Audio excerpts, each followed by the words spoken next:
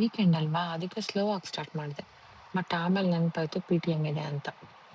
Almost time ಆಗಿತ್ತು. ಹಂಗೂ ready ಆಗ್ಬಿಟ್ಟು ಹೋಗ್ಬಿಟ್ಟು ಬಂದೆ. ಅಟೆಂಡ್ ಮಾಡ್ಲೇಬೇಕಲ್ವಾ?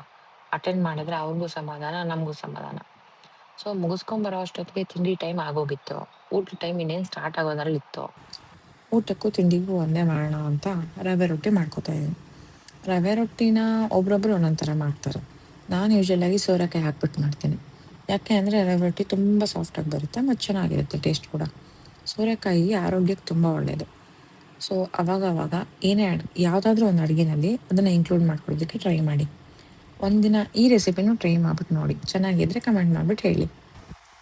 ಈ ರೊಟ್ಟಿನ ಟಿಫಿನ್ ಬಾಕ್ಸ್ಗಳಿಗೂ ಹಾಕ್ಬಿಟ್ಟು ಕಳಿಸ್ಬೋದು. ಹಾರ್ಡ್ ಆಗುತ್ತೆ ಅಂತ ಯೋಚನೆ ಬೇಡ, ಯಾಕಂದರೆ ತುಂಬ ಸಾಫ್ಟಾಗಿರುತ್ತೆ.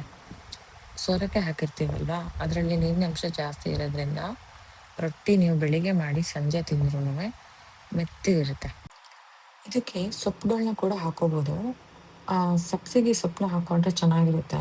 ಬಟ್ ಇವತ್ತು ಸಬ್ಸಿಗೆ ಸೊಪ್ಪು ಇರಲಿಲ್ಲ, ಸೊ ನಾನು ಆ್ಯಡ್ ಮಾಡಿಲ್ಲ. ಇನ್ನೊಂದೇನು ಅಂತಂದರೆ ಸಬ್ಸಿಗೆ ಸೊಪ್ಪು ತಿಂದರೆ ನಾನು ನನ್ನ ಮಕ್ಕಳು ಮಾತ್ರ ತಿನ್ನಬೇಕು, ಮತ್ತು ಯಾರೂ ತಿನ್ನಲ್ಲ ಮನೆಯಲ್ಲಿ. ಇದೆಲ್ಲ ಆದಮೇಲೆ ಇದಕ್ಕೆ ರವೆ, ಉಪ್ಪು, ಸ್ವಲ್ಪ ಜೀರಿಗೆ ಹಾಕ್ಕೊಂಡು ಕಲಿಸ್ಕೊಳ್ಳೋದು. ಆಗಲೇ ಹೇಳಿದಂಗೆ ಸೋರೆಕಾಯಲ್ಲಿ ತುಂಬ ನೀರಿರುತ್ತೆ.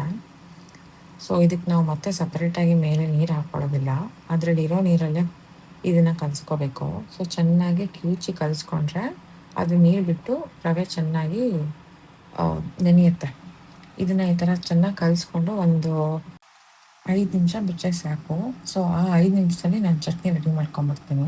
ಚಟ್ನಿ ಅವಶ್ಯಕತೆ ಬರಲ್ಲ, ಬಟ್ ಆದರೂ ನಮ್ಮಲ್ಲಿ ಚಟ್ನಿ ಇಲ್ಲದೆ ಯಾರೂ ತಿನ್ನೋದಿಲ್ಲ. ತೆಂಗಿನಕಾಯಿ ಚಟ್ನಿ ಕೂಡ ಚೆನ್ನಾಗಿರುತ್ತೆ, ಆದರೆ ನಾನು ಕಡಲೆಕಾಯಿ ಚಟ್ನಿ ಮಾಡ್ಕೊಂಡಿದ್ದೀನಿ. ಈ ಹದದಲ್ಲಿ ಬಂದರೆ ಉಂಡೆ ಕಟ್ಟೋಕ್ಕೆ ನೀಟಾಗಿ ಬಂದು ಅದು ಒಡೆದೇ ಹೋದರೆ ಹಿಟ್ಟು ಕರೆಕ್ಟಾಗಿ ಕಲಿಸ್ಕೊಂಡಿದ್ದೀವಿ ಅಂತ, ಅಂದರೆ ರವೆನ ಸರಿಯಾಗಿ ಕಲಿಸ್ಕೊಂಡಿದ್ದೀವಿ ಅಂತ. ಹಂಗೆ ಒಂದು ಉಂಡೆ ಮಾಡಿಕೊಂಡು ಈ ಥರ ಶೀಟಲ್ಲಿ ಸ್ವಲ್ಪ ಎಣ್ಣೆ ಸ್ಪ್ರೇ ಮಾಡಿಬಿಟ್ಟು ಈ ಥರ ತಟ್ಕೊಂಬಿಟ್ಟು ಕಾವಲಿ ಮೇಲೆ ಹಾಕ್ಕೊಂಬಿಟ್ರೆ ಮುಚ್ಚಿಟ್ಟು ಬೇಯಿಸ್ಕೊಬೋದು, ಹಂಗೇನೂ ಬೇಯಿಸ್ಕೊಬೋದು. ರೊಟ್ಟಿ ರೆಡಿ ಆಗಿಬಿಡುತ್ತೆ. ಫಸ್ಟ್ ರೊಟ್ಟಿ ಸ್ವಲ್ಪ ಕಷ್ಟ, ಬಟ್ 2ನೇ ರೊಟ್ಟಿಯಿಂದ ಸಲೀಸಾಗಿ ತೆಗಿಬೋದು. ಅದ್ರ ಜೊತೆ ರೈಸು ಮಾಡ್ಕೊಂಡಿದ್ದೆ. ರೈಸ್ಗೆ ಏನಾದರೂ ಬೇಕಲ್ಲ ಅಂತ ಮತ್ತೆ ಸ್ವಲ್ಪ ಪಪ್ಪು ಮಾಡಿಕೊಂಡು, ಇವತ್ತು ಮೆಂತ್ಯ ಪಪ್ಪು ಮಾಡ್ಕೊಂಡಿದ್ದೆ. ಸೇಮ್ ನನ್ನ ಪ್ರೀವಿಯಸ್ ವೀಡಿಯೋದಲ್ಲಿ ತೋರಿಸ್ದಂಗೆ. ಬಟ್ ಇವತ್ತು ಇನ್ಸ್ಟೆಡ್ ಆಫ್ ತೊಗರಿಬೇಳೆ ಇವತ್ತು ಹೆಸರುಬೇಳೆ ಮತ್ತು ಮೆಂತ್ಯ ಹಾಕಿದ್ದೆ ಅಷ್ಟೇ. ಮಿಕ್ಕಿದ್ದೆಲ್ಲ ಐಟಮ್ ಸೇಮು, ಬಟ್ ಟೇಸ್ಟ್ ಮಾತ್ರ ಸಖತ್ತಾಗಿತ್ತು. ಟ್ರೈ ಮಾಡ್ಬೋದು ಒಂದ್ಸಲ. ಅದೆಲ್ಲ ಮಲ್ಕೊಳ್ಳೋಣ ಅಂತಂದರೆ ಈ ನನ್ನ ಮಕ್ಕಳು ಏನೇನೋ ಸರ್ಕಸ್ಗಳು ಮಾಡ್ತಾಯಿದ್ರು. ಸೊ ಅವ್ರ ಜೊತೆ ನಾನು ಕೂತ್ಕೊಂಡು ಸ್ವಲ್ಪ ಹೊತ್ತು ಆಟ ಆಡಿದೆ. ಇವನು ಕಾಂತಾರ ಫ್ಯಾನ್ ಆಗಿಬಿಟ್ಟಿದ್ದಾನೆ ಇವಾಗಂತೂ. ಸೊ ಅವಾಗವಾಗ ಕಾಂತಾರ ಕ್ಲೈಮ್ಯಾಕ್ಸ್ ಸೀನ್ ಆಗ್ತಾ ಇರುತ್ತೆ ಮನೆಯಲ್ಲಿ. ಇವಾಗಲೂ ಅದೇ ನಡೀತಾ ಇರೋದಿಲ್ಲಿ.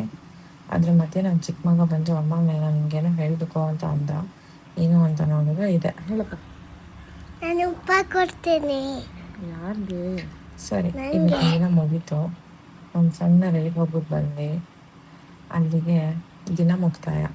ಮತ್ತೆ ಸಿಗೋಣ ನಾಳೆ. ಸಬ್ಸ್ಕ್ರೈಬ್ ಮಾಡೋದು ಮರಿಬೇಡಿ.